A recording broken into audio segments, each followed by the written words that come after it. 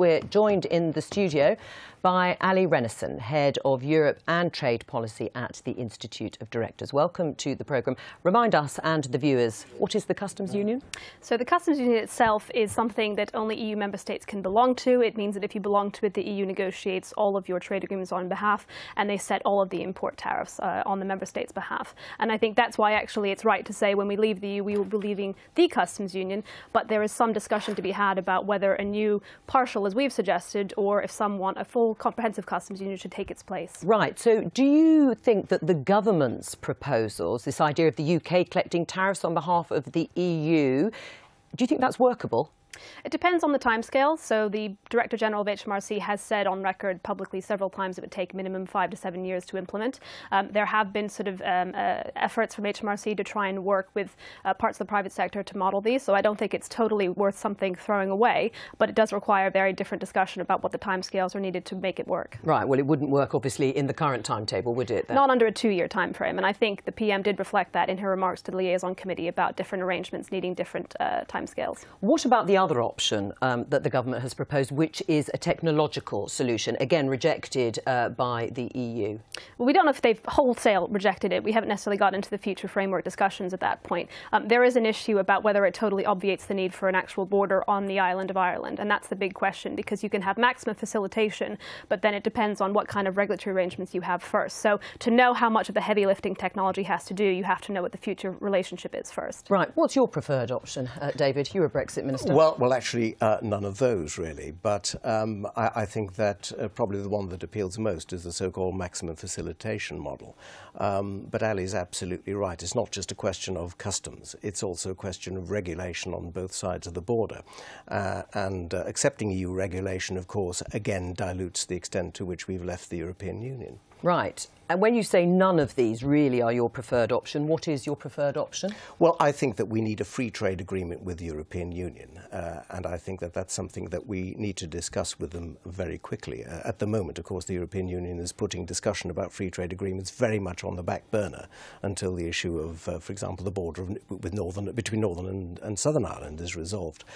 But I do think that a free trade agreement is the preferred option, which of course would preserve the ability of the United Kingdom to strike free trade agreements with third countries outside the EU. So what we've suggested is something that would not only minimise the cost to manufacturers, but also allow the UK to pursue free trade agreements. The customs union itself, the EU's customs union, does prevent you striking those deals. But if you have a partial customs union, so it's limited in scope to, say, industrial goods, then you have plenty of leverage to actually negotiate on things like agricultural tariffs and many other areas in trade agreements. Right, and what gives you such confidence that there is that leverage, that it exists? Because there is a precedent for it, even if it's not desirable in its current form, which is the Turkish customs union, in terms of it provides a precedent to say we can have a partial scope customs union as part of a wider FTA, so a hybrid model, so to speak. And what would need to be negotiated, which the EU is supposedly open to, is giving the UK more of an input into those areas where it cuts the tariffs that are covered by that partial customs union. Are you reassured that the government, that Theresa May, is going to stick to your party's policy, which is to leave the customs union? Yes, I am, because she's restated that repeatedly, and several times this week, as a matter of fact. And I think that she recognises that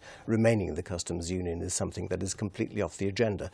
Not least, of course, because if we remain in the customs union, we effectively have not left the European Union. Right. If she were to bend, if she were to be defeated, if the government was defeated on a key motion or an amendment that's coming up in the next month or so on whether to remain in a customs union or not, what would she do? Well, I don't believe that that's going to happen. I actually believe that the House will vote to leave the customs union. I think that what we're seeing at the moment is the last-ditch attempt on the part of the Remainers to ensure that we don't really leave the European Union, and I'm pretty confident that that will be defeated when the vote does come. Not today's vote, by the way, which is frankly a pretty meaningless vote. We'll come on to that in just a moment. Do you think Brussels, it is a negotiation after all, will yield on this issue, the partial customs union or whatever it is going to be called, in order to solve the issue of Northern Ireland and that free-flowing trade, and in order for the government to keep to its stated policy? I think there's a sequencing issue. So at the moment, what they're trying to get through is the backstop as part of the withdrawal agreement, which has, at the moment, Northern Ireland only basically effectively remaining aligned to the entirety of the customs union and most of the single market. So I think that when it comes to the actual future trade agreement, they might consider it, but it would depend, the UK would effectively have to ask for that arrangement first. Oh. All right, thank you, but stay with us. The motion being debated that David just mentioned actually in the Commons today calls for an establishment of an effective customs union after Brexit. One of the MPs putting their name to it is the Conservative, Sarah Wollaston, and she joins us now. Sarah, what's the point of it? It's not binding. Tories have been asked and told to abstain, so it's pointless. No, it's not pointless. It allows people to express their feelings about the debate, because this is not just about free trade agreements. This is about frictionless trade. It's about jobs and investment and supply chains. And just take the work that my committee's been doing around supply chains, looking at the very complex chains that apply to medicines, devices and blood products, for example. We could end up seeing, irrespective of all the deals that go on, very serious problems with the supply chains of medicines. Right. Is Theresa May wrong about the customs union? I think that I would agree that we need to have a different kind of customs union, one that applies to goods, as we've just been hearing, and there are precedents for having that. But what we're calling for is something that's effective, and by effective, I mean one that doesn't lead to serious delays at borders and seriously disrupt inward investment and lead to loss of jobs, and that's what this is about. And as I say, disruptions in the supply chain of really important things like medicines. What do you say to Brexiteers like David Jones who say that this is a last-ditch attempt by Remainers like you to thwart Brexit? No. We've accepted that Britain has voted to leave. This is about the type of Brexit. I think that a hard, cliff-edge, walk-away Brexit would be immensely damaging, not only to our economy, but have really serious implications for individuals. As I say, you know, I used to find sometimes when I was in practice as a doctor, occasionally there'd be a problem with a batch and there'd be terrible supply chain problems with an individual drug. It happened very occasionally. If there are serious hold-ups in the supply chain, and these are very complex, integrated supply chains, we would see that happening on a massive scale, and that would really hit individuals. But this is a central plank, though, of the government's Brexit policy, to leave the customs union, to strike free trade deals. It was one of the main reasons Theresa May said that the country would be able to do its own thing when it came to trade. So when the issues of the withdrawal bill and the trade bills come back to the Commons, not today's vote, when they come back to the Commons and there is a motion and an amendment to say that Britain should stay in a customs union or an effective customs union, will you vote against the government? Well, I think the point is there isn't a parliamentary majority for a hard Brexit. That is simply the case, and that is well recognised.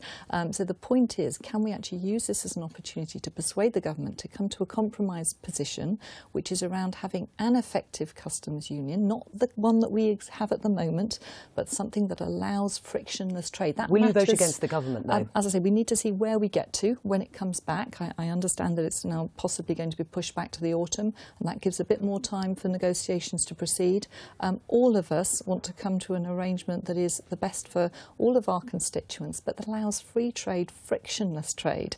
And as others have said, the current arrangements could end up with us swapping the equivalent of a three-course meal for a promise of a packet of crisps later. I mean, we're not going to replace what we already have with all of these trade deals. The prospectus has been oversold, and we're sort of coming up here with Brexit reality.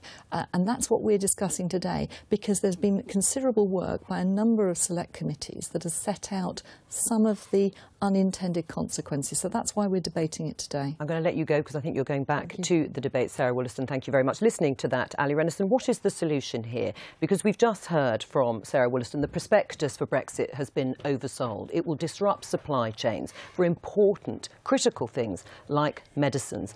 Are those not good reasons to vote to stay in a customs union?